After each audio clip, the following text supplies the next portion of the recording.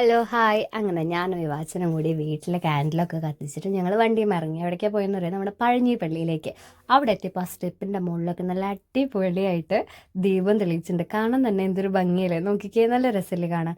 അങ്ങനെ ഞങ്ങളിങ്ങനെ നടന്ന് പോകുമ്പോൾ ഇപ്പോൾ കല്യാണം കഴിഞ്ഞ കപ്പിൾസിനെ കണ്ടു. ഒരു ഫോട്ടോ എടുക്കുന്ന തിരക്കിലായിരുന്നു. പക്ഷേ ഞാൻ അവിടെ ഒരു വീഡിയോ ഒക്കെ എടുത്തിട്ട് ഇങ്ങനെ ആ ക്രിസ്മസ് ട്രീയുടെ അവിടേക്ക് പോകണമെന്ന് പറഞ്ഞിട്ട് വിവാച്ചൻ്റെ കൈ പിടിച്ചിട്ട് പോവാണ്. ആൾ ശകലം വാശിയിലാണ്, എന്നാലും സാരില്ല. ഞാൻ കുറച്ച് നേരമൊക്കെ ഹാൻഡിൽ ചെയ്തു. അത് കഴിഞ്ഞപ്പോൾ അവൻ ഔട്ട് ഓഫ് കൺട്രോളായി.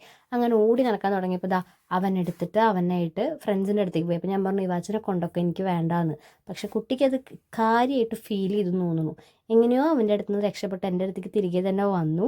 അങ്ങനെ ഞങ്ങൾ വണ്ടിയുമ്പോൾ കറങ്ങിക്കൊണ്ടിരിക്കുമ്പോൾ ജെറുസലേമിൽ കുരിശുപള്ളിയുടെ പെരുന്നാളിനോടനുബന്ധിച്ചിട്ട് പ്രദക്ഷിണം നടക്കുന്നത് കണ്ടു. അപ്പോൾ ഞങ്ങൾ കുറച്ച് നേരം നോക്കി നിൽക്കുക, വണ്ടി തിരിച്ചു പോവുക, അത്രേ ഉണ്ടായിരുന്നുള്ളൂ മനസ്സിൽ. പക്ഷെ അമ്മ മോനെയായിട്ട് പള്ളിയുടെ അകത്ത് കയറിയപ്പോൾ ഞങ്ങൾ അവിടെ പെട്ടു.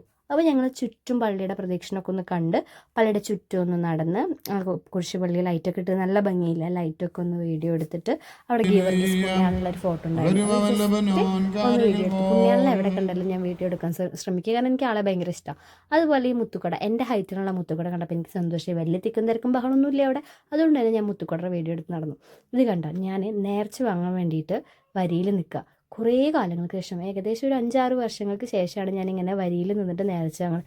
അപ്പോൾ ഈ 2 കുട്ടികൾ കുറേ നേരമായി അച്ഛനോട് ചോദിക്കണം, എന്താ അച്ഛൻ നേർച്ചയിൽ ഉണ്ടാവുകയെന്ന്.